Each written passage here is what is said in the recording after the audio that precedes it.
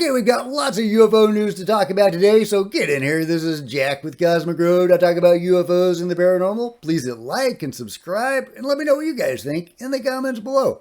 Yeah, to start with, check this out. We have new images of a brand new revealed tridactyl body, one of the Nazca mummies. That's right. We've got the new hearing coming up imminently, to use Lou Elizondo's word. And right before that, we have a teaser of this new body. It looks like a human-sized being similar to Maria or possibly Montserrat. There's some physiological differences between Maria and Montserrat. They don't necessarily seem to be the same species, which is really interesting that there's different varieties of human-sized ones, but there do seem to be different varieties of little ones as well, some with wing-like appendages on their back and so on. So very, very interesting. But here we go. We have this fella right here. Can't wait to learn more about this intriguing new specimen. Yeah, it was really, really cool. Meanwhile, we have news that the global architecture firm Fernando Romero has been selected by the Peruvian Ministry of Culture to design a museum dedicated to the Nazca mummies. And here is another piece of architecture that was designed by that same firm. I think we're looking at this really intriguing structure right here. Very artistic, beautiful building. So if this is who is going to make the new museum featuring the Nazca mummies, it looks like they're putting some effort into it and some artistry into it. I'm a little worried that the Ministry of Culture is getting involved at this point. I do worry about shenanigans, but I mean, I guess it's possible that maybe enough public pressure has been put on them to take the mummies seriously and to not obfuscate and cover up the reality of the Nazca mummies. But I do worry about their involvement. Yeah, but you know, we'll see how things shake out. Fingers crossed. It's going to be hard to get anything done without their involvement. Yeah, there we go. We have a new museum for the Nazca mummies that are going to that's going to be made by that architecture firm that looks like a good artistic architecture firm. We have a much longer video from Jaime Maussan talking about some of the things we can expect to hear at the hearing. You know, their fingerprints are not like ours. Their bones are stronger and thicker. Their skulls are elongated and not manipulated in any way, etc. I don't know if he's going to go into this at the hearing or not. There is not an English dub of this yet, but I look forward to that. And I'm really, really excited about the hearing. So we'll see. Meanwhile, in the United States, Mike Disclosure is saying this is what we can expect of the hearing here. On November 13th, the upcoming UAP hearing will have Rear Admiral Tim Gallaudet testifying about USOs, and I've already reported that Tim is going to be speaking at the hearing. There will also be a former member of the U.S. Army Special Forces who will be testifying about a black triangle encounter on the ground. Very intriguing. Is this, Rendlesham Forest? What are we talking about? Black triangle on the ground? That's kind of where my mind goes, but of course I'm sure there are other similar examples of that kind of thing. This is going to be a very interesting hearing that will focus on different aspects of UAP. Well, I guess so. If we're talking about underwater craft and also craft that are landing on the ground, and it looks like we're going to have at least one experiencer that saw this black triangle in person, so that'll be really intriguing. This story is still developing, so stay tuned to this channel, Mike Disclosure says. So, yeah, I can't wait. Bring it on. Bring on November 13th. I'm really hoping that we'll get more first-hand participants, or at least some first-hand participants of the UFO crash retrieval and reverse engineering and detection programs. And I highlight detection because Immaculate Constellation, that was one of the things they did, was detect these UFOs. And then they also did crash retrievals and reverse engineering. Of course, there is a missing step or two there, right? They detect these objects and then they retrieve them. Well, between here and there has got to be a shoot down, right? That's kind of an important missing ingredient that we haven't heard about. As far as Immaculate Constellation goes, we don't know for sure if that was part of it, but they're detecting them and then they're retrieving them. So seems like to me there's a missing step in there, but who knows? I guess we'll find out more in the days ahead. But let me know what you think. And how is it possible that we keep on shooting these UFOs down, and apparently have been, through a variety of methods for many decades? These are such sophisticated ships, and yet we puny ape men have been able to continually bring them down. It's so weird. It's so weird. There's a cool article or a discussion about Hermes Trismegistus. I can't say his name, but you know Hermes, right? But I think I need to make a standalone video about Hermes. Such an intriguing figure, possibly a survivor of ancient Atlantis.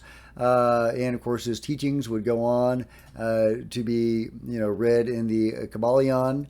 I have the Kabbalion on my Kindle. I have not gotten a chance to read it yet. If any of you guys have read the Emerald Tablets or the Kabbalion, let me know what you think about it in the comments below. But yeah, a really intriguing figure. Matthias de Stefano, who is an experiencer and a person that can do interesting things, he claims to remember his past life in Atlantis, where at one point he actually got to meet Hermes. So really interesting, really interesting. So meanwhile, this is really cool. Jon Stewart is saying that the being that was in the alien interview, well, there was actually a remote viewing done on that. He says, let me be clear, now that the group has performed their viewing, all of you will witness one of the most incredible blind remote viewing sessions in history. This was done independent of me and my investigation. Daz Smith, and I love Daz, he's been on the channel, I can't wait to have him back. I would love to have some other members of Future Forecasting or Crypto Viewing on the channel as well. I love those guys, really talented remote viewing. I think what they are doing is so important. Not only the viewings themselves and the information we get from this, but also just being very public and making remote viewing accessible and understandable and relatable to a larger number of people, getting this information out there that these abilities are possible, and heck, indeed, anybody can learn how to do it. So it looks like that is the team that is doing this remote viewing on the alien interview. Can't wait to watch that remote viewing. Daz Smith will be putting this on his YouTube and X channel. Richard Dolan was present for the unveiling and had jaw-dropping comments. This will rock the UFO world to its foundations. Yeah, and it's not the first time that Richard Dolan has gotten together with the Future Forecasting team. And of course, his wife is a remote viewer herself. And that's actually how I started to take remote viewing seriously, was from Tracy Dolan. Richard Dolan is such a nuts and bolts guy, and I guess through his wife, he started to take remote viewing more seriously. And through him, so did I, and eventually I came to study it. I even had a little experience with it during Reiki class when we kind of did some mind-to-mind techniques. So really interesting. And this I thought was really cool. The gods of Easter Island. Well, okay, check this out. This is a cave, the Maki Maki cave on Easter Island, where depictions of their gods were inscribed in the rock of the cave. And check out the appearance of these gods. Let me know if you think they look similar to anything that we might be familiar with. And there's so many depictions of these faces, and you'll see a bunch of them. There's one of them. There's another one. You can see the slanted eyes on some of them, the oblique eyes, and the facial shapes. Let's see if we can get a really good one. It's this holy cave on Easter Island, and these people actually found it and were able to go into it and get these fantastic shots of these carvings in stone that to me don't look entirely human. But they do look very similar to the Nazca mummies. I mean, check it out, guys. It's got the brow ridge, it's got, the nose that goes down in a straight line like that from this brow ridge. It's got the slanted eyes. I mean, look at that. Doesn't that look like a Nazca mummy to you?